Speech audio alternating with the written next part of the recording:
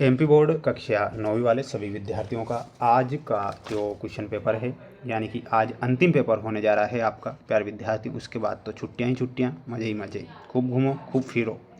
Last paper है, अंतिम paper है, जो कि आज आपको परीक्षा में प्यारे विद्यार्थियों 100% मैं आपसे वादा करता हूं कि ये पेपर आपका बाहर नहीं जाएगा। इसलिए आप इस क्वेश्चन पेपर को पूरा का पूरा पेपर को देखें और इन सभी प्रश्नों को याद करें, क्योंकि पेपर आ चुका है जो आज आपको परीक्षा में दिया जाएगा।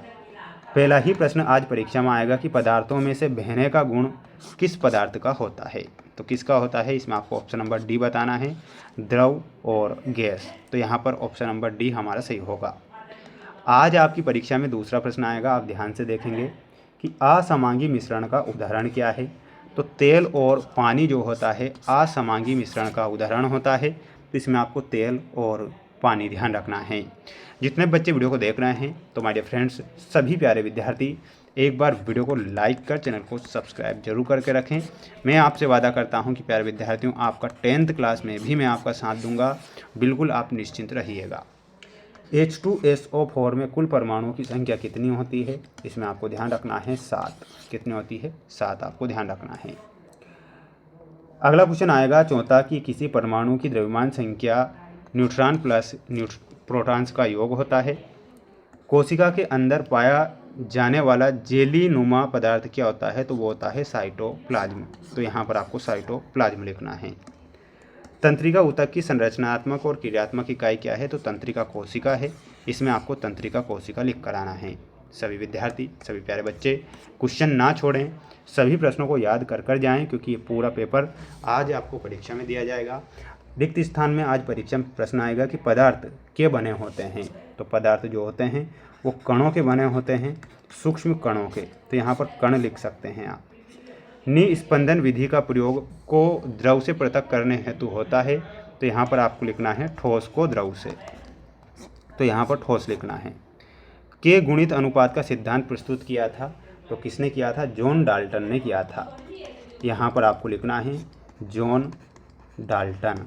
जॉन डाल्टन सही होगा। रदरफोर्ड ने परमाणु के नाभिक की खोज की थी, तो इसमें आपको नाभिक लिखना है, नाभिक सही होगा।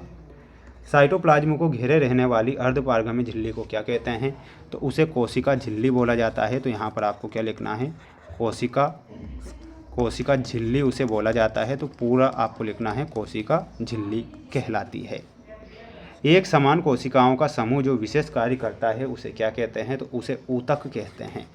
यहाँ पर आपको क्या लिखना है, यहाँ पर आपको ऊतक लिखना है। सभी विद्यार्थी इसका एक स्क्रीनशॉट लें, अच्छे से इन सभी प्रश्नों को याद करें, क्योंकि ये प्रश्न आपको परीक्षा में दिए जाएंगे। माय डियर फ्रेंड्स, आपका पेपर बाहर नहीं जाएगा, एक भी क्वेश्चन आपका यहाँ से बाहर नहीं है, इसलिए आप पूरा पेपर रट कर जाइएगा। द्रव का निश्चित आयतन होता है, परंतु निश्चित आकार नहीं होता है, ये सत्य लिखना है। शुद्ध पदार्थ को भौतिक विधियों से अलग किया जा सकता है, तो बिल्कुल ये आपको सत्य लिखना है। रासायनिक प्रतिक्रिया के दौरान परमाणु का द्रव्यमान बदल जाता है, तो यह आपका गलत होगा। परमाणु के नाभिक में प्रोटॉन और न्यूट्रॉन्स होते हैं, तो बिल्कुल ये आपको सत्य लिखना है। कोशिका भित्ति सभी प्रकार की कोशिकाओं में होती है, यह गलत होगा। सभी पौधों के ऊतक जीवित कोशिकाओं से बने होते हैं, यह गलत होगा। तो सभी स्क्रीनशॉट लेकर इन प्रश्नों को याद करेंगे, अच्छे से रट लेंगे, क्योंकि ये पेपर प्यारे बच्चों परीक्षा में आ रहा है और 100% मैं कह रहा हूँ ना, आपका पेपर बाहर नहीं है, इसलिए आप रट लीजिए। देखिएगा, गतिज ऊर्जा, गतिज ऊर्जा में आपको मिलाना रहेगा ऑप्शन नंबर बी, गति के कारण ऊर्जा। स्थितिज ऊर्जा में हो जाएगा द्रव्यमान मल्टीप्लाई गुरुत्वीय त्वरण मल्टीप्लाई ऊंचाई। गति का दूसरा नियम, तो गति का दूसरा जो नियम होगा इसमें आपको मिलाना रहेगा F बराबर ma। संवेग में आपको मिलाना रहेगा और वो हो जाएगा द्रव्यमान और वेग का गुणनफल संवेग कहलाता है। शून्य त्वरण में आपको मिलाना रहेगा एक समान गति। धनात्मक त्वरण में हो जाएगा वेग में वृद्धि। तो ये आपकी जोड़ी है, आप सभी बच्चे इस जोड़ी को याद करेंगे और याद क्या करेंगे, रट कर चले जाएंगे। बस अगर आपको सारे के सारे नंबर प्राप्त करने हैं, तो ये पूरा पेपर आपको छोड़कर नहीं आना है। प्यारे विद्यार्थियों, पूरा पेपर बता रहा हूँ। विसरण किसे कहते हैं, रट लो छाप लो। विसरण किसे कहते हैं, ध्यान रखना है, दो विभिन्न पदार्थ के कणों का स्वतः एक दूसरे से मिलना विसरण कहलाता है। आसवन विधि का उपयोग किस प्रकार के द्रवों को पृथक करने के लिए किया जाता है, तो इसमें आपको लिखना है घुलनशील द्रवों को। तो यहाँ पर आपको क्या लिखना है, घुलनशील द्रवों को, ये आपको लिखना है। द्विपरमाणु अणु किसे कहते हैं?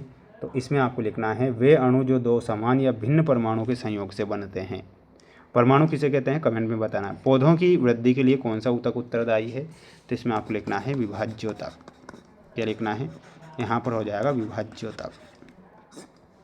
पौधों को यांत्रिक सहारा कौन सा ऊतक देता है? तो वो देता है, प्यारे विद्यार्थियों ध्यान रखना है आप सभी विद्यार्थियों को, दृढ़ोतक। ठीक है, दृढ़ोतक आपको यहाँ पर लिखना है। तो ये क्वेश्चन आपको याद करना है। अब देखो, इन क्वेश्चन को याद करके जाना है सभी बच्चों को। ये क्वेश्चन आपकी परीक्षा में आएंगे। सभी बच्चों को, सभी प्यारे विद्यार्थियों को वीडियो को लाइक जरूर करना है। चैनल पर नए हैं तो सब्सक्राइब जरूर करें, क्योंकि अभी तो प्यारे विद्यार्थियों 10th क्लास में भी आपका हम साथ देंगे। रिजल्ट कब आएगा, ये सारी की सारी जो अपडेट रहेगी आपको मिलती रहेगी। तो ये आपका पूरा पेपर था जो कि परीक्षा में आपको दिया जाएगा।